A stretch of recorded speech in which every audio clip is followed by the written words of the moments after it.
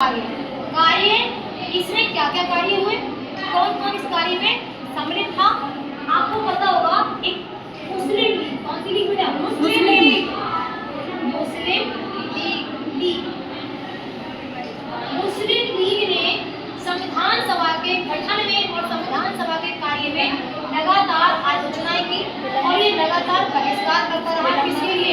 संविधान सभा के गठन के या कार्य में मुस्लिम लीग ने लगातार मनन किया, लेकिन इसके मध्य पुलिस के बावजूद 9 दिसंबर 1946 को प्रथम बैठक हुई। क्या हुई बेटा?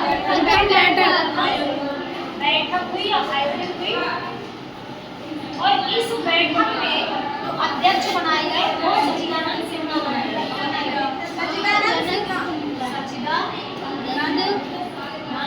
मैम के अध्यक्ष भी तो बनाए गए सिन्हा, और ये थे अस्थायी, कैसे थे? अस्थायी अध्यक्ष। अस्थायी अध्यक्ष 9 दिसंबर 1946 को मुस्लिम लीग के बहिष्कार करने पर भी संविधान सभा ने अपना कार्य शुरू कर दिया और करने के बाद सच्चिदानंद सिन्हा को क्या बनाया गया? अध्यक्ष बनाया गया अस्थायी से। फिर आई 9 दिसंबर के बाद 11 दिसंबर 1946 को दूसरी बैठक हुई और इसमें सदस्य अध्यक्ष बनाया गया डॉक्टर राजेंद्र प्रसाद।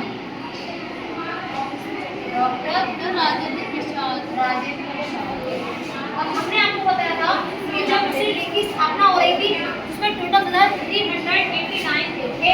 बताओ, जब इसमें सदस्य बनाए गए थे संविधान सभा में तो 389 थे, बट मैंने ये भी कहा था कि इसमें विभाजन हो गया था। क्या हो गया था? विभाजन हो गया था। विभाजन हुआ, विभाजन के बाद जो भारत की संविधान सभा बची थी उसमें सदस्य बचे थे कितने? 211। संविधान सभा के जो सदस्य बचे कितने बचे? 211 सदस्य इसमें बचे थे और इसके जो उपाध्यक्ष थे कौन थे? उपाध्यक्ष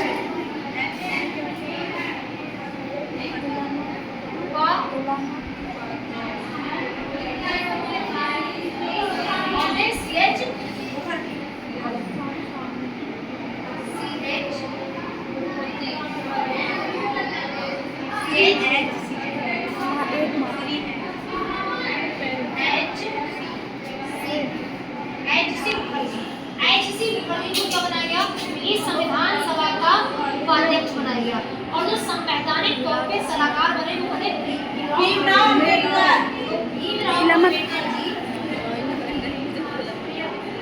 और बने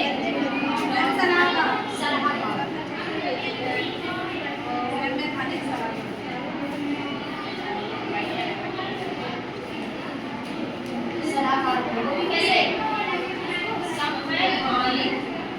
संवैधानिक सलाहकार कौन क्या है? भीमराव अम्बेडकर ही ड्राफ्टिंग कमेटी या विस्तार समिति के बाद में कौन बने थे?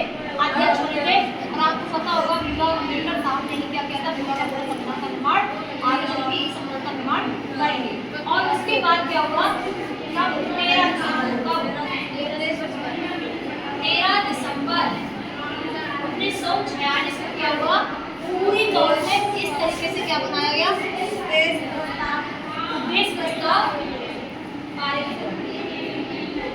उद्देश्य प्रस्ताव आपको पता होगा। उद्देश्य प्रस्ताव लेकर कौन आए थे? जवाहरलाल नेहरू।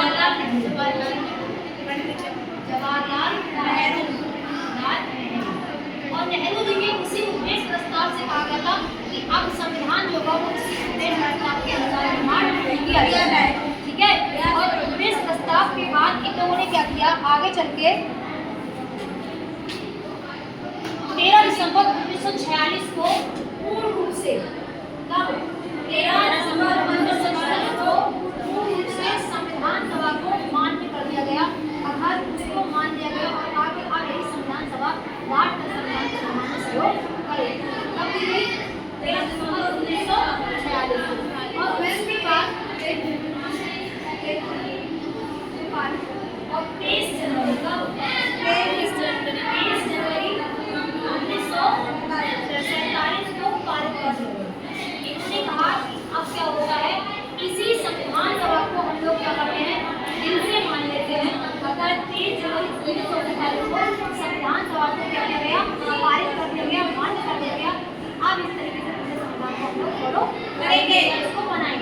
तो मुस्लिम लीग की पहली बात, मुस्लिम लीग के बहिष्कार करने में भी संविधान सभा का गठन हो गया।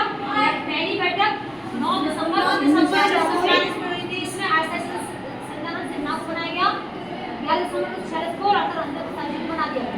इसमें पहले सदस्य थे वो 389 थे, बस इसका विभाजन हो गया सभा का और कितने रहेगा 211 और लास्ट में और भी कम हो जाएंगे, बस 299 बन जाएंगे और भीमराव अम्बेडकर जी इसके संवैधानिक सलाहकार बनेंगे। और जवाहरलाल नेहरू के द्वारा उद्देश्य प्रस्ताव को पारित करने के बाद उसको संविधान सभा क्या करेगी, अपना लेगी या स्वीकार कर लेगी। और 13 दिसंबर 1946 को ये पूरी की पूरी संविधान सभा का गठन हो जाएगा, अर्थात मान्य हो जाएगी। और 13 जनवरी 1947 को इस संविधान में हो जाएगा।